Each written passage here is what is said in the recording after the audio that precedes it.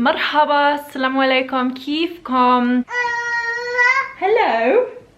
So I've said it before, but I started making these videos not thinking that I was going to interest anybody. Just kind of doing it for myself, to be honest. The main purpose, there were two main reasons. One was to get myself out of my comfort zone and just to do something different because I hate having a camera in my face.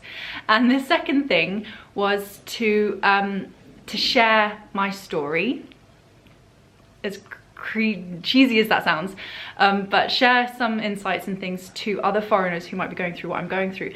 And it turns out that people are really interested and people really like hearing about Jordan. And I really love talking about Jordan. So it's kind of working out quite well. And I have noticed that 70% of watchers, viewers, aren't subscribed. So I'm gonna ask you right now, please can you subscribe and help this channel grow? I mean, it has grown pretty massively over the last couple of weeks. So please like, subscribe and comment. Hi guys, it's Harry. So when people think about Jordan, what are the first things that they think of? I mean, Wadi Rum and Petra has got to be like the main two things that they think of, neither of which are particularly green. And I think that generally when people think of the Middle East, they don't think about green vistas and beautiful valleys and things. They think of deserts. But Jordan has got more than just deserts to offer. It's got beautiful green landscapes as well. And springtime in Jordan, I think, is the most beautiful season of any country, anywhere in the world. It's stunning. And sadly, we are missing it. I want to talk about it a bit and show you just some footage that I've had hanging around and some pictures that I will steal from the internet just to show you how beautiful spring is. And maybe next year, if you are not in Jordan, maybe next year you can come and visit Jordan for springtime.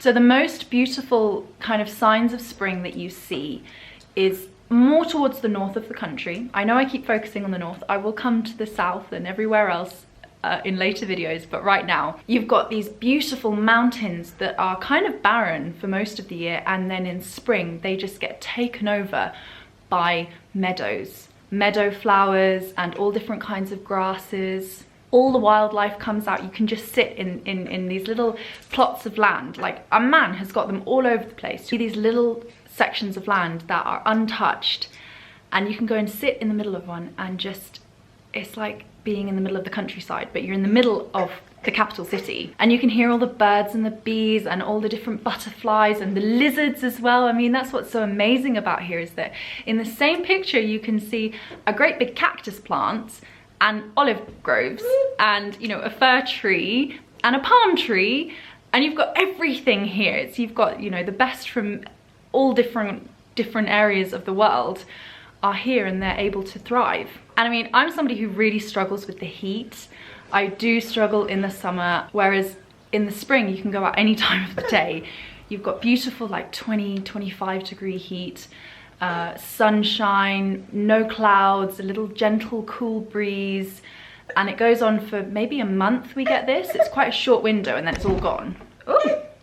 So if you have the opportunity, I would strongly recommend that you take a car and you go right up north to Qais, which is quite far, and tourists often don't think about going there because it is so far, but the views on the way are worth it, and the destination is seriously worth it. It is stunning. So you go up to Qais, and it was originally called Jarash, which is, you know, this Roman ruins that were, it was like a town built in the kind of Roman style. So you've got all the colosseums and things, and you've got all the like, it's built like a proper town, and people were living there, and it was known as a cultural hotspot that was home to philosophers and great thinkers and scientists and things at the time. And it was all built out of black basalt, so it's visually very striking. And you go there and you find these ruins, and you find these old Roman roads, and you can go in and out of the houses and things, and it's all up and down these little hills and stuff. And you get right up to the top, and you've got Syria and Palestine, and you can see the Jordan River and the Golan Heights and Lake Tiberias. It is one view that you will never forget. It's stunning. And when you're up there and you're walking around these old ruins, you see that there are cows grazing inside them, and you've got, you know, these beautiful old trees that are preserved, and it's really, really beautiful.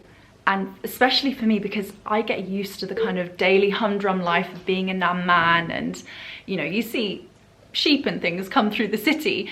But when you go up there, you have a little taster.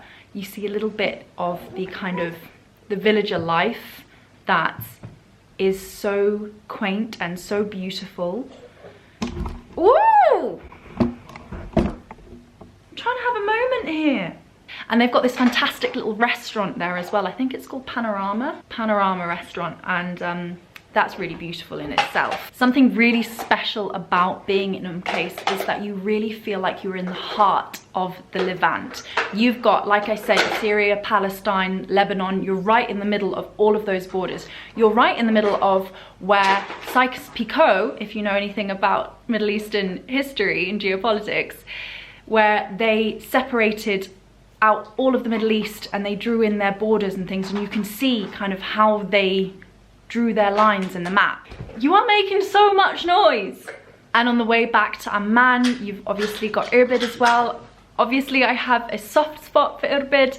It's beautiful as well. You've got, you know, the little villages and things. So it starts to get flatter in Irbid. You've gone through the mountains and things, and then you're kind of getting into the flatter areas where it's more farming based. On the way back from Mkes, you have got Ajloun, which as well in itself is a stunning place to visit. You've got, again, those rolling hills and all of the greenery and all of the olive groves that you go past, these tiny weeny little roads that are terrifying to go down in the dark.